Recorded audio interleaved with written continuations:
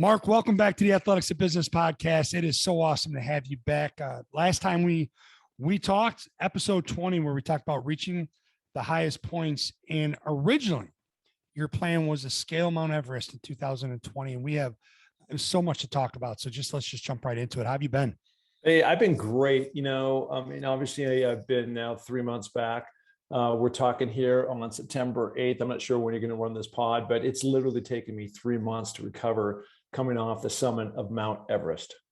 Unbelievable. 3 months. And what have been the challenges that you faced?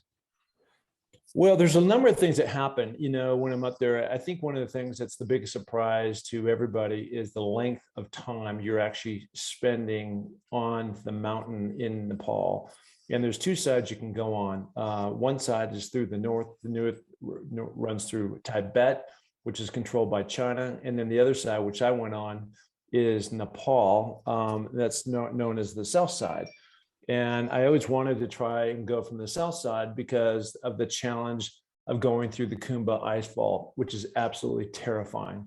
And but you're there for 60 days, 2 months. And the thing that people don't quite understand, that's one element of it, but it's 60 days of suffering. And I think, when you boil it all down, I was in the icefall and part of the hill slid, and I stretched a ligament in my knee. And as a basketball coach, that is not a good thing. And then I also fell off a ladder in the icefall about 12 feet backwards. And that was early in the climb, correct? That was early in the climb, and it was my first rotation. We actually have 3 rotations, as we go up and down and up and down. We do that to build red blood cells so it can carry more oxygen around your system. And also at the same time, you're waiting for the jet stream, which sits at 26,000 feet, to rise up and above the top of Mount Everest at 29,032 feet, so that you can, relatively speaking, have a safe passage. It's not blowing 250 miles per hour. And so you're going up and you're going down and you're going up. In my first rotation, I was a little careless, and I was leaning a little bit too far back, and the rope slipped out of my hand, and literally I went straight down into a crevasse and ripped out my back, and so had some nerve issues, and I'm still getting over those. And the last thing is, it was such a traumatic event, especially on the last 48 hours on the mountain, that I literally had PTSD. I didn't remember things about the final push and everything else, the really traumatic things that went down, until, it was 10, 14 days after. Wow. So your mind completely pushed it out. Completely pushed it out. Forgot about it. Yeah, human body's amazing that way. So do you want to pick up there with the last 48 hours? Do you want to talk, because there's a lot, like COVID played into us. A lot of things played into this climb. It was not there's no such thing as a normal Everest climb, but you know what I'm saying? There's things that came your way that were just too far out there to even expect. Yeah, well, the first thing, you opened the show by saying the last time we talked was prior to 2020, as I was preparing to go up Mount Everest. And as we all know, going back 18, 24 months, basically the entire planet shut down, and it shut down because of COVID. And so I was all geared up. I'd been training like a madman, and I literally packed my bags for California, where I was going to leave from LAX and fly to Nepal. And I was in California when they shut down the south side in Mount Everest and all of Nepal, so you couldn't even get in. So, while that was disappointing, I had to reset my mind and go from disappointment to seeing that as an opportunity to get bigger, faster, stronger, and resetting my goals.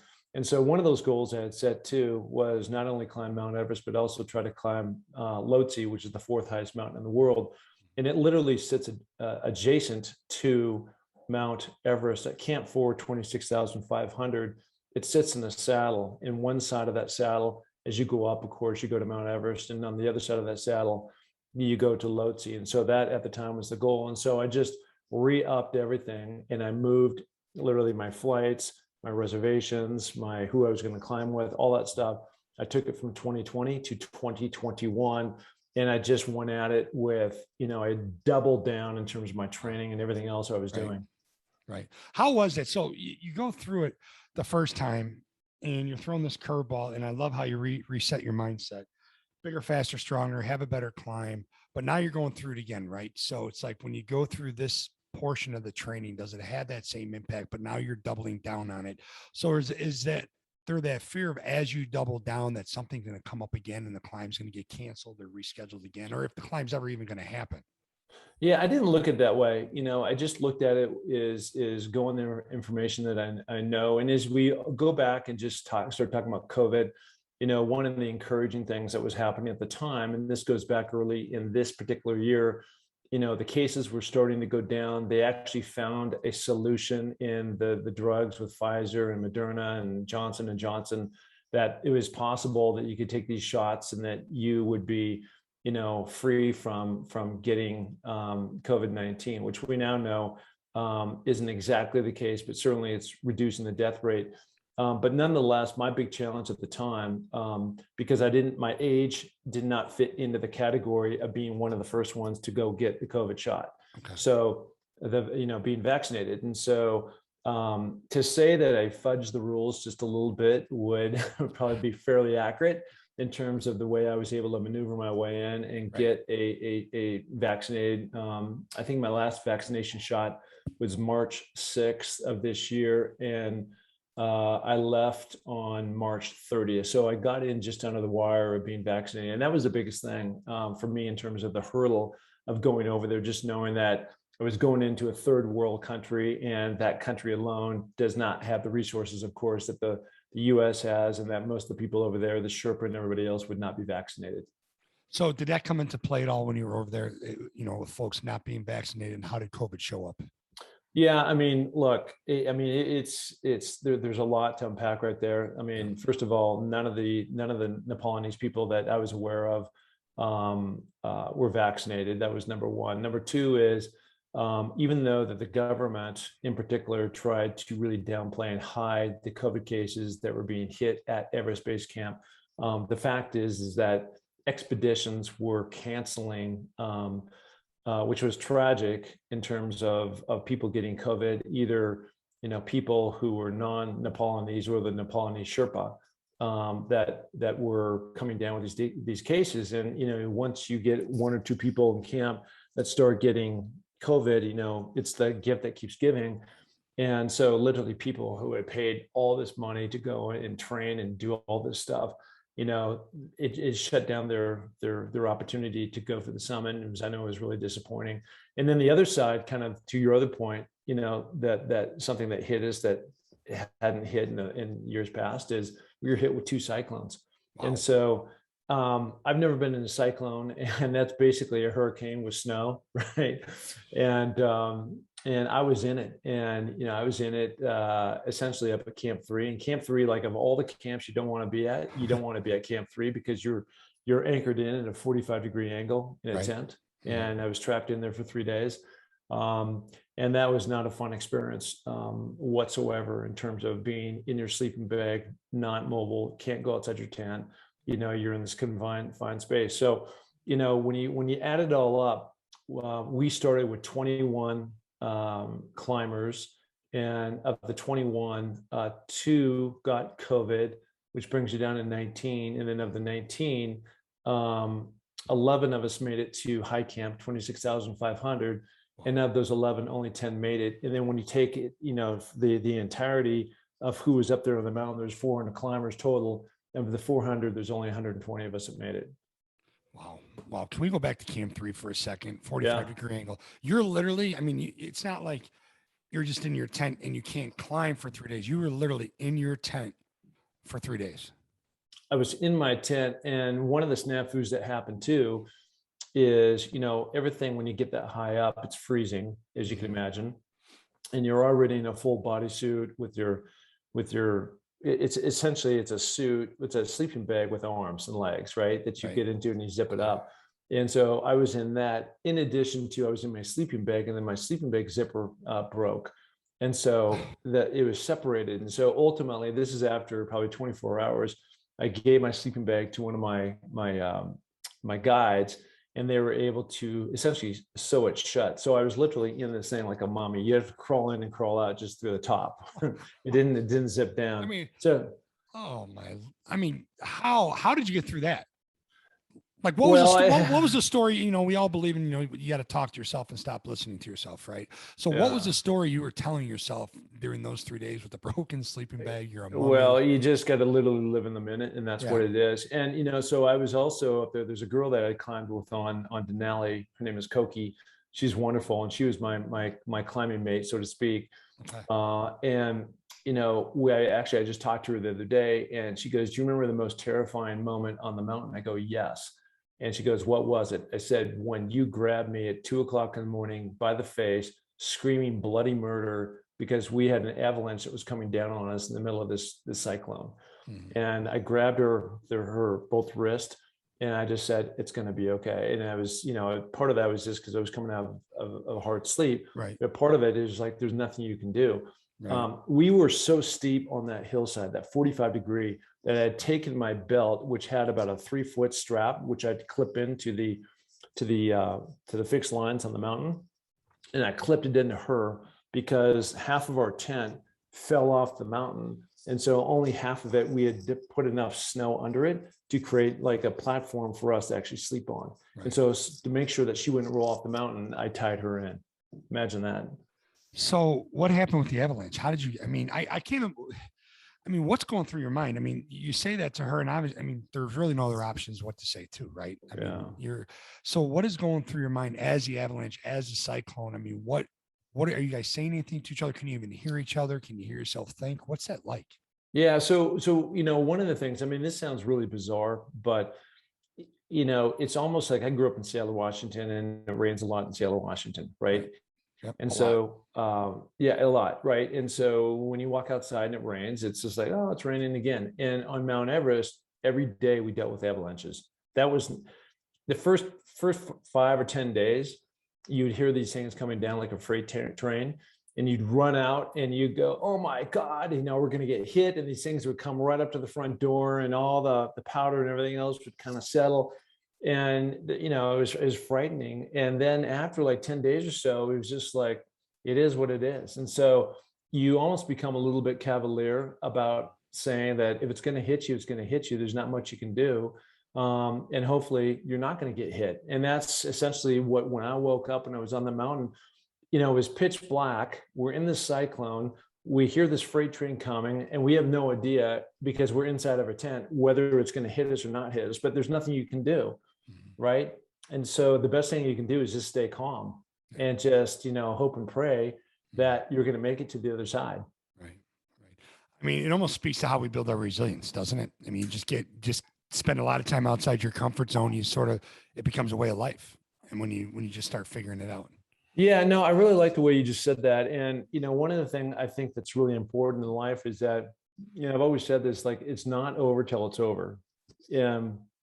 You as a coach know that, the best thing you can do for your players is just have them stay in the moment and don't get all caught up. You could be down by 12 points with the final minute, and that doesn't mean you're going to lose the game, right? And so, but you got to stay calm, and you got to stay with your wits, and what's going to get you out of this pickle. And that happened to me another time. Another time I was in the ice fall, and I was in there by myself, and that's terrifying. So you've got like, first of all, it's a glacier. It's a frozen glacier that runs from our high base camp, or our base camp at 17,500. And you have to climb through this, navigating up to 19,500. So it's a 2,000 straight up. Wow. And you're going through all these gigantic ice columns, they're like 30 feet, and they're constantly falling. It's a frozen river, but during the day it melts, and so it collapses. And so every single time we went through, I went through 5 times. Every single time we went through, we were going through a different route, because the route that was originally established had collapsed. Wow. Right. So I was in there by myself on maybe my second rotation, and I look up, and there's this, once again, another avalanche coming straight at me, and this thing was huge. And I was just like, that's it. I can't do anything. I can't move. I can't go anywhere. I didn't panic. I didn't scream. There's nothing I could do but just stand there and hope that, it was going to turn. And it did. And looking back on it, I really wasn't in that much danger. But when this thing is coming straight at you before it turned, you don't know it's going to turn. Right. So again, it's just like, the best thing you can do is just stay calm, because there's all this different variables that were going on the entire time on the mountain. Well, different variables. And how about just like the relentless adversity? Like it just doesn't stop. And sometimes it's so unexpected. Did it ever, let me not want to say that, but how did that wear you down? Like how did that start to grind on you when it was just something new every single time? And I have to imagine there was times things popped up that there was no way possible you could have prepared for. You can't prepare at all for the ice fall. I mean, going back to the beginning of the podcast here, when I talked about being absolutely relentless and doing things I'd never done. I mean, I literally climbed. I live in Sun Valley, Idaho, so I live right at the base of a mountain. I live at 6,000 feet, and I had strapped on skis, and we call this thing called skinning. So it's essentially hiking up the mountain without sliding back, and then you strip these skins off and ski down at the end. But I'd done over 150,000 vertical feet training up leading up to this. Wow. And that's a whole lot. And at the end of the day, I had to tap into every single one of those chits I'd put in the bank. And there were multiple times where I was like just fried. And it just like, I'm not quitting, and just having that mindset. And knowing that my body, my legs could actually keep walking, which they could, the whole trick was all in my head. And that was the biggest thing. Now, when we got to the final 48 hours, I think we were talking about that 10 minutes ago.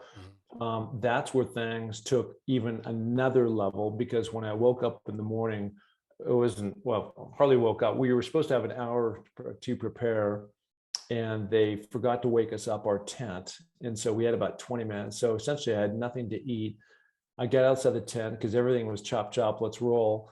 And I wasn't wearing the right kind of eye protection, and I became snowblind in my left eye within an hour of climbing. I was just getting pelted. It's just 45-mile-per-hour wind going left to right. And my face, the side of my face, my eye just got whipped and literally could not see out of the left. And one of the reason why that it's becomes so problematic is because you are not anchored to other people, which all the other mountains I've ever climbed, you're always anchored to somebody else or a team. And this on Mount Everest, you're anchored to the mountain. So Sherpas go up and they tie in these ice screws, and there's 30 to 50 yard intervals between these ropes. And so you're leaning down, and you're clipping in with a carabiner. It's about 3 feet again from your waist, and off you go, and you unclip and you reclip. And when you lose your sight, especially in one eye, you lose that depth perception. So, are you clipping to the right line? Where is it? I mean, multiple times I'd clip into the air, right? Yeah. Thinking that I was there. So that became, and so that's just more mental, more of a mental drain of energy that you don't need to be spent on your blind in your left eye. And now I haven't eaten in 3 days because of the cyclone. And because we're eating this freeze-dried food and my system was rejecting it. And then we get to the top and I'm like, oh my God, I can't believe I'm just absolutely fried. And now, I run out of oxygen and all this other stuff. So that became like a whole nother element. What did you do when you ran out of oxygen? I mean, how did that happen? Well, I think one of the things that's interesting is that when you're up there, if you take your mask off, you're not going to, it's not like there's no oxygen at all. Like you're not going to fall over immediately, but it's a third less oxygen that's up there. And the problem with a lot of climbers in the past is that they either have cerebral, which is your head, edema, or pulmonary, which is your lungs edema, which is a lack of oxygen, and then your lungs or your brain fill up with fluid and you die. And so, the whole key is trying to maximize that. And so when I was going down the mountain, I'd run out of oxygen, and my Sherpa had taken off. And so, I was really struggling trying to get down that mountain. Actually, I was sliding down my butt, just trying to make it down. I just kept saying to myself, today is not the day that Mark dies. And, I've never said that to myself before. And it was just a motivating reason, in addition to, fighting for my daughter, in particular, who has epilepsy, Amelia, the kind of fight and struggle that she goes through all the time. Like, I can't give up. I can't let the mountain beat me at this. And so I got to figure it out. And there's a Russian guy that had come up behind me. I don't know where he had been, but he had looked at my tank. He said, you're out of hose. I said, you need to tell my Sherpa to stop, and I can catch up to him. He was probably 200 or 300 yards below me. eager to get back to high camp, 26,500. I said, you need to tell him to stop. I'm out because I need O's. And so it took me forever to get down to him. But, all these things just built into the kind of the whole world of God. It's just exhausting. And just what next, Yeah. Well, and that's just the thing. What's next? So I mean, when it was all said and done and you went through the physical and the mental, emotional recovery, if you had to go back, and would you do it again? Is it something that you would absolutely, try to conquer the seventh summit again with all you went through? Yeah, I've thought about that, and I've thought about it from a different angle, which is one of my buddies, who had chosen to go with a different outfitter. They had come up on a day after we were coming down, and they got caught in the cyclone. So there's a cyclone that hit us before, and we decided to go higher and hope that we had good weather. And the day that we picked, the 23rd of May, happened to be a bluebird day once the wind calmed down after I got snowblind. And the climbing actually was a perfect day. Mhm. And then the next day and the subsequent days after that, the cyclone came back and it was a mess. And so they had gone up and they weren't able to summit because it had snowed 4 feet and the winds were high and everything else. You couldn't do it. So they had to go home. And so from his standpoint, I put myself in his shoes, and he's going back again next year. And when I came off the mountain, I was like, I never want to be on that mountain again. Yeah. And as I sit here now, I'm thinking that if I hadn't made it, I'd probably be headed back there next year because I'm very goal oriented. The fact is, I did make it, and my answer now is, hypothetically, I would love to go back and redo it, knowing that I think I could have had such a better experience Mhm. climbing than what I did. And some of the things that happened to me were preventable. Mhm. And I know better, but you go goofy in times like that and you're surviving it. So the answer is I'm not going back, but I secretly wish that I could, or I Yeah. wanted to, just to go and have a better experience on summit day. Everything else I like to leave behind. Understandable. So how do you feel that void of training for, now that you've conquered the 7 summits, right? Yeah. You've something you've been living with now for years, trying, Mhm. attempting to do this. Now that that's gone, how do you fill that void? Well, the first thing is I've got right back into training, and I did that almost immediately when I came back. So, I do my CrossFit, which I did this morning. I do that every day in the AM, and then in the afternoon I climb with Jim Moore, my best friend here in Sun Valley. And, I did a 6-mile loop last night, and over the weekend, Labor Day, I did 19 miles, Yeah.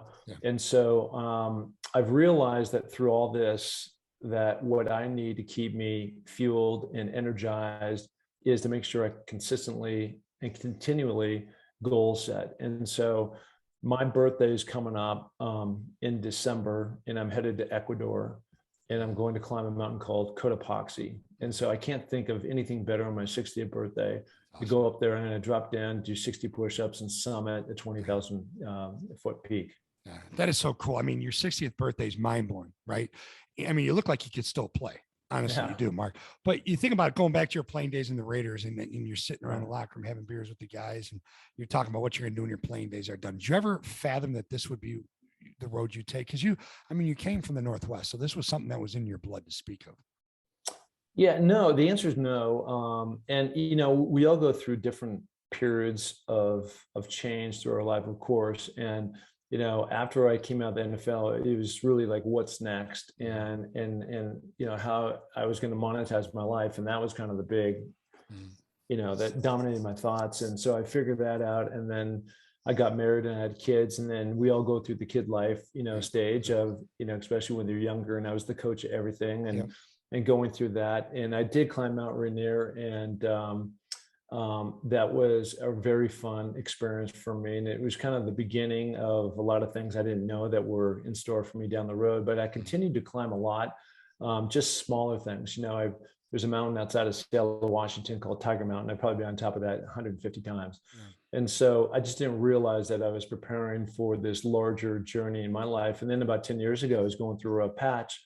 And through that rough patch, I said, you know what? In order for me to pull myself out of it, I've got to come up with the biggest athletic goal I can possibly think of. And I can't go back and play in the NFL. So what could that be? Right. And so I tapped back into those things that I knew I was good at. Right. And it was athletic and it was a challenge, and it scared the shit out of me because here, off I go around the world. I mean, literally now I've gone to all these different regions of the world and interacted with all these amazing cultures and had some really tough challenges to climb all 7 of these summits. Yeah, that's amazing. And speaking of summits, your daughter's absolutely amazing, Amelia, and what she's been through and what she continues to, she absolutely feeds off your competitive greatness. I was watching a video when I was getting ready for this podcast where Jim and you were on the higher ground video, and he talked about competitive greatness, and he talked about competitive behavior, and how much has that showed up in the work that you're doing with higher ground, the work that you're doing, that your daughter's doing. I mean, can you talk about that a little bit? Yeah, I mean, look, one of the things I've found is that, passion with a purpose is probably the most fulfilling thing I've ever done. I guess when I was playing football back in the day, I just loved the game. I had an absolute love of the game. I was a complete gym rat. I would have done it for free, but I'm glad I got paid. But at the same time, I wouldn't necessarily say it was passion with purpose in the sense of giving back and paying it forward. And when John Wooden talks about competitive greatness, it's really, at the end of the day, it's about being the best, your best, when your best is required. And certainly on that summit day, I had to be, I wasn't my best when my best was required. Many of these other mountains, I was my best when my best was required. And Amelia has continued to step up to the challenge. And despite being bullied in school, being called stupid, friend challenges, all this kind of stuff, she has persevered. And, we're sitting here again in mid-September, and she has not had a seizure in 7 months. And I really believe part of that is because nothing I've necessarily said to her, but by example, she has seen her dad go and take on great challenges. And I put her to the forefront of the Epilepsy Foundation, which I worked with a couple of years ago, and then now with Higher Ground here in Sun Valley. And we've had her speak a number of times in front of 300-400 people. We had that video experience that you saw and things like that. And so I think the whole world, the word to me is, when I look at her, is empowerment.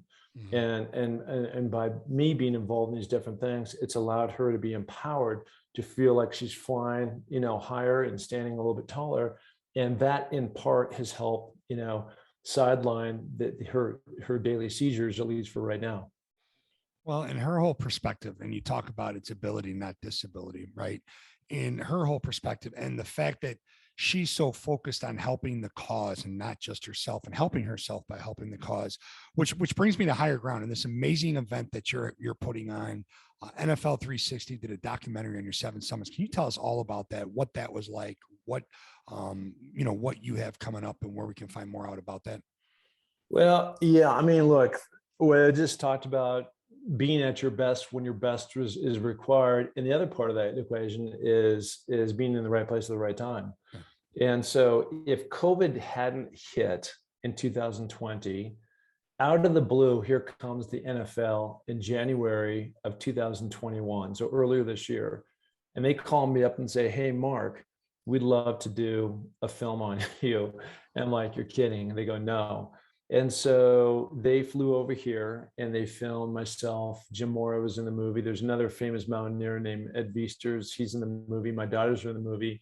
A guy who I played with in high school, college, and separate NFL teams, but nonetheless, he was a 10-year NFL quarterback, Hugh Millen. He's in the movie. But they came over and they filmed this amazing piece, and then they equipped me with a bunch of cameras going to Mount Everest. And as you can imagine, I filmed all kinds of stuff. I just clipped a GoPro on my shoulders and up and down and up and down I went. I hadn't even seen this footage, but the net is that if you can think of Searching for the Summit, which is essentially a 30 by 30 type documentary on this journey, focusing mainly on Mount Everest. But the beautiful thing about it is the movie, even though, yes, it is about my ultimate summit of Mount Everest, a lot of it's just about life, and it's about dealing with my daughter and her struggles to overcome, and my strong why for actually not ending up as a casualty on summit day on Mount Everest, but actually making it through. And in a large part is is, my love for her and, her struggle, which meant that I was not going to give up under any kind of circumstances to get back down to see her. Yeah. Yeah. How often did that run through your head while you were climbing? It's amazing because I could only go about 10 feet. And I kept saying, like literally, I went like 1,000 10-foot steps because I'd go 10 feet and I'd have to rest on my knee for, 2, 3, 4 minutes. I go, okay, just give me another 10 feet. Just do this one for Amelia, go. And I go 10 feet and I'd stop. And I go, okay, now this one's for my other daughter, Claudia, go. And I went through this mental gymnastics. I was up there, Ed, for 18 hours. And you read about some of these endurance athletes that run for days and they run for 100 miles on this. I'm not one of those athletes. Football guys, probably a little bit like basketball guys, or more sprint. You get in the gym, you go to the free throw line and you go back. You go to the half court line, you go back. You go to the end line, you come back. Where you just go back and forth. And as a football player, that was kind of my deal. Now, obviously, I've been climbing these different mountains around the world. And I'd be out there for, 10 hours. And then in my mind, I'd said, okay, I'm going to be there. If I can really get after this thing, I'm going to be up and back within 8 hours, 10 hours, probably the average. And if it's really bad, I'm going slow, then maybe 12 hours, but 18 hours is a whole different level. Mm-hmm. So with that being said, and as I look at your Raiders jersey behind you, what you've been through, okay, doing the 7 summits, does it make you look back and reflect on your time at football when you thought you were going through the worst, right? Like the worst of the worst, physically and mentally, and kind of chuckle to yourself and say, you know what? I didn't even realize what I was physically, emotionally, mentally capable of. Yeah, it's a great question. And, definitely when I was playing in the NFL, I had my ups, my downs. I was there, I made the team, I got cut, I got traded, I was brought back. I had all these things happen.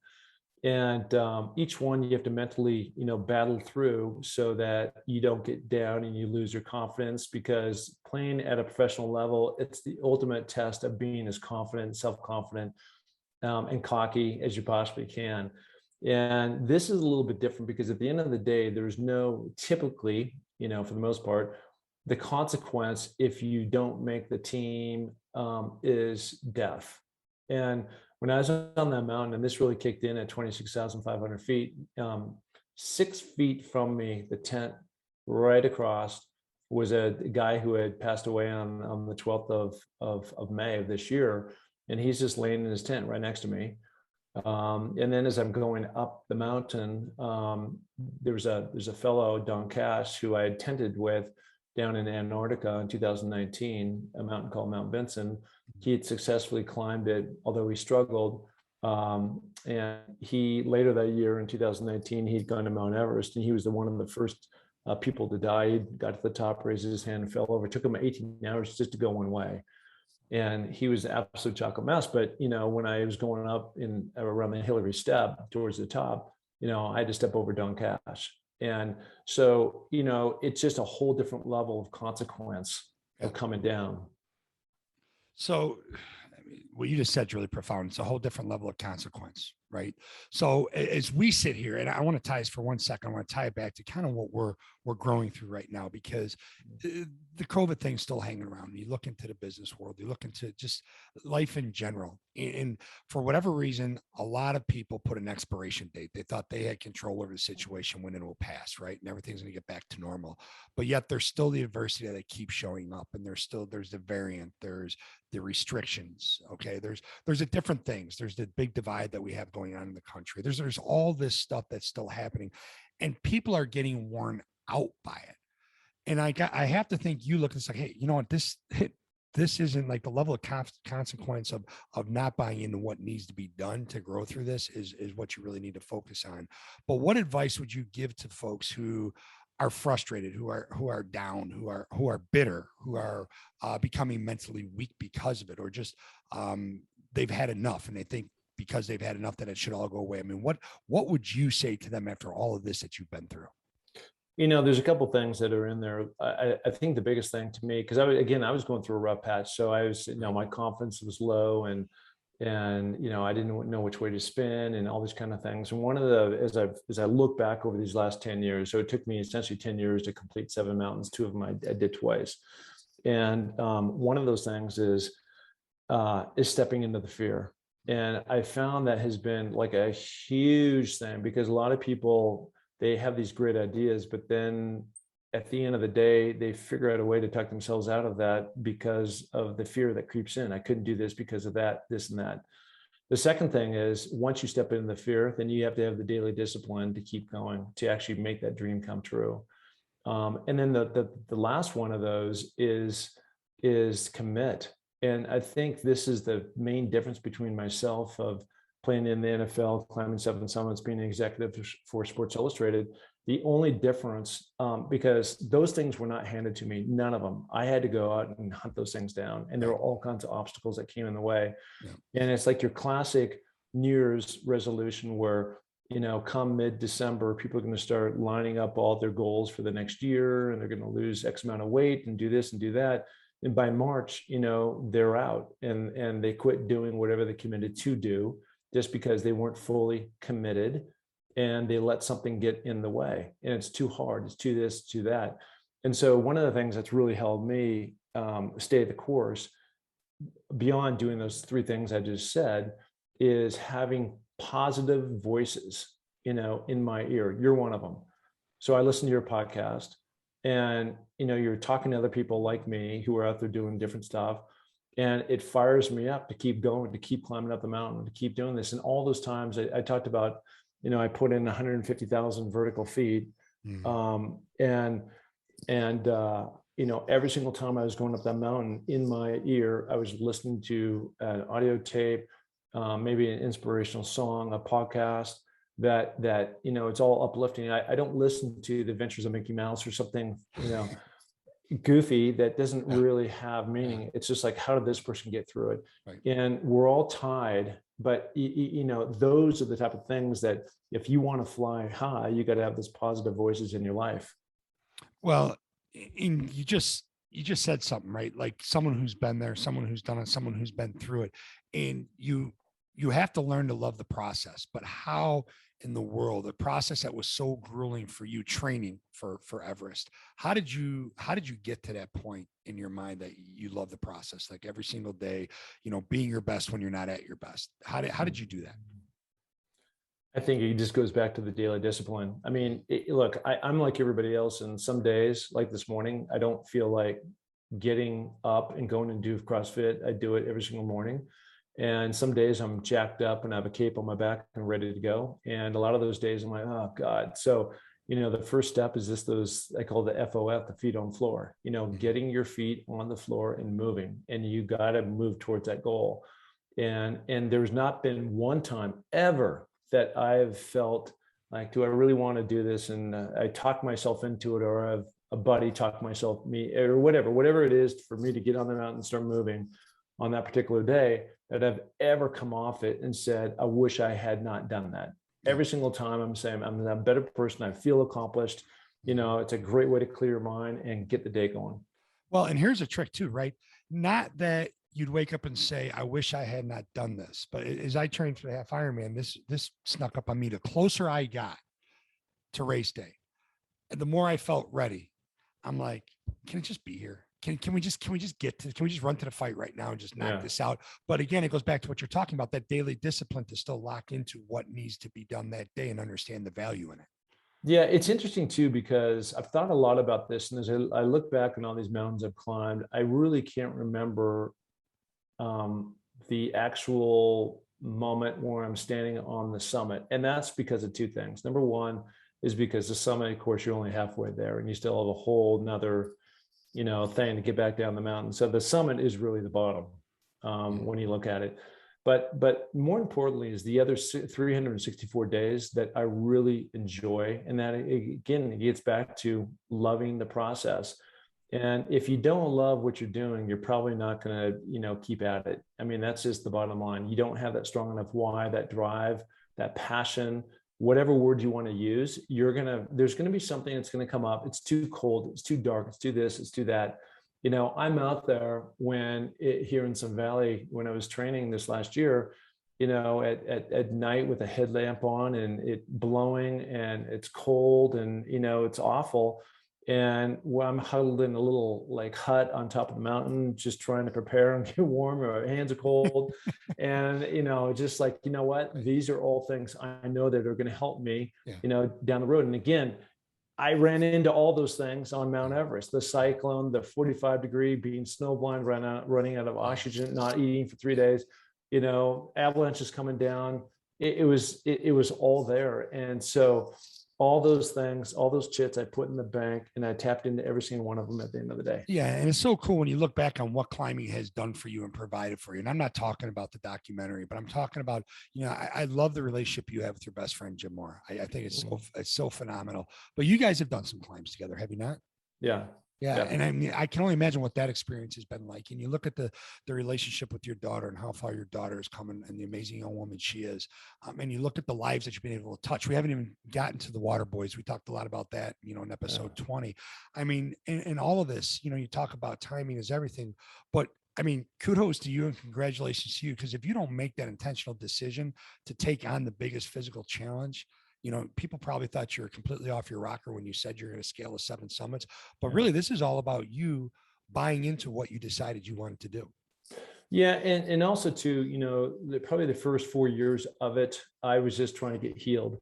And one of the things I found is that through being in nature, being in the mountains, having that tranquility, the calm, your phone not blowing up, your computer, just being away from all that stuff and having butterflies and birds fly really helped me get clear Right. on what I was doing and how. And then somehow or another, I got even. And okay, and I started to get my steam back, and it was just like, okay, now it's time for me to really tap back into, what do I want to do here? And I got very intentional about building a social media and starting a podcast and doing some of these other things. And then but never losing the reason why I was doing this is because of my love for climbing mountains. That was it. I wasn't doing it for really anybody else except for my love of doing that and loving the process. Right. And now at the end of this whole journey, climbing 7 summits, less than 400 people have done it in the world since 1983 when it all started. Here I sit, and these opportunities have come. We talked about a book deal I just signed, and this movie that's coming out and things like that. And I still don't make any money on any of this stuff. They all cost me, but I don't really care because I feel fulfilled in what I'm doing. Right. And I've got so many messages from so many different people about their struggle and what they've gone through, and thanks for keep pushing. And so if I can be a role model in any way towards that, then great. And if I'm not, that's great too. Because at the end of the day, I'm going to keep doing it for myself, and whatever ripple effect it has on anybody else, that's great. It's awesome. That's so cool. Do you have a formula? If someone's sitting here listening to this incredible conversation right now, I said, God, I wish you could just bullet it for me real quick, what I need to do if I just can't see the light at the end of the tunnel. I have a feeling it's there, but I just can't see it. And whether it's their career, whether it's something that they're battling with personally, whatever it is, do you have kind of an outline that you would give them? Yeah, I mean, look, I don't think that. Well, let's go back to my own situation, because that's all I can do. Right. The best thing, action creates reaction, and the longer you sit and you think about my circumstance, and it's awful, and you're never going to emerge out of any of this. And I'm with Sports Illustrated. I work on the digital end, not the magazine, and I spent a whole lot of time learning all about digital, how it works, how e-commerce works, how people get paid. And it ultimately put me in a position. And just like when I was playing football back in the day, I was highly recruited out of high school, and then I got to college, and I was completely over my head. I mean, I did not have a chance. I didn't have the body. I didn't have the frame for it. I didn't have the mental capacity. And it took me 3 years, long years of just heartache and dark times for me to actually emerge. But I kept doing the things I knew that was going to put me in the best position to succeed. And then one day I get the call. It's our first home game my junior year, and I get put in the game against Michigan, and we're down by 14 points in the fourth quarter. We come back, we score a touchdown with 28 seconds to go. I get my number called, and I catch a ball over the top of a defender to win the game. And I'm on the cover of not on the cover, but in Sports Illustrated, a big cover shot. And that kind of launched my so all that pain, I mean, I had 2 years of kind of stardom at the University of Washington, but on the flip side, I had 3 years of dark times. But I didn't give up because I knew at some point in time I was going to get my shot. And when I Right. did, I had to make it count. That's amazing. And that's just kind of what you go back to, right? With everything that you do. Now I have to ask you, where is that picture hanging in your house? It has to be somewhere, doesn't it? Actually, I've Come got on. all these other pictures. You know what? I do have it. That's a great shot. It's a great shot. Yeah. It's coming to the top, and it's ironic just because now I work with Sports Illustrated. Yeah. So it's pretty cool. That is Full so circle. awesome. So awesome. Well, hey, can we talk about, before we wrap things up, can we talk about the Searching for the Summit event that's going on in Sun Valley, Idaho, right? That's going to be a premiere of your film. Talk a little bit about that, please. Yeah, so that's going to be on the 23rd of September, and people can you can either come to Sun Valley and see it in person. It's going to be at a really cool theater. I've also got a country blues star that he's a friend of mine. He's been a friend for a long time, Steve Azar. So he's going to make, and he and Jim Moore are going to do an MTV Unplugged style. But for the most of the people who cannot make the event, no big deal. We're going to live stream it. So you can go to my website, markpattisonnfl.com. And at the very top, there's a big red button that says Searching for the Summit documentary, and you can buy your tickets. There's a link that goes into the Arduous Theater. So it's pretty turnkey, Mark Pattison NFL. And so you can sit there at 10:30, I'm sorry, at 7 p.m. On the 23rd, and you can watch the same show that we'll be participating in. And then after the Steve Azar gets done with Jim Moore having their fun up there for 30 minutes, we're going to run our film. And that also goes for 30 minutes. And the NFL is phenomenal at storytelling, and that's exactly what they did. Yeah, that is so cool. And I just want you to know, I'm not giving up on finding flights out there just yet, because I think that's going to be a really cool event. Amazing place that you're having it. Just an incredible cause. And every single penny for this event goes to Higher Ground. Can you talk a little bit exactly about what Higher Ground does? Yeah, Higher Ground, is an organization that was formed quite a long time ago. They're in LA, New York, and Sun Valley, which is their home base. And they're really there to help people, mainly military folks, with cognitive and adaptive issues. And so it's not just throwing money towards research, but actually bringing these athletes to Sun Valley, and we take them snow skiing, we take them fly fishing, we take them river rafting, things like that. And it gets back to that word empowerment, to really enable them, for them to fly higher, and they give that confidence back that, they're a valuable part of this community. Yeah. And where else can we find you on social media, whether it be Twitter, Instagram, Facebook, anything? Yeah, all that stuff. Thank you. All that stuff. You can just go through my website, markpattisonnfl.com. And pretty much my handle is Mark Pattison NFL. Way to keep it simple. Yeah. We'll put all that. We'll put everything in the show notes as well. If you look at the show notes, we'll have all the links. We'll have the link for folks to get their tickets, even if it's just streaming for the event as well. And I look forward to the book. Is there a timeline yet in the book? Or no, there's not. I'm sure it'll be a year or so. Yeah. Okay. All right. Well, Mark, hey, congratulations on everything. I mean, an amazing accomplishment in what you have done, and the amount of people that you inspire is, nothing short of amazing. Thank you so much. Yeah. I appreciate your time. Appreciate you taking the time to join us today. Anytime for you. All right. Thanks, Mark. All right, buddy. Bye-bye.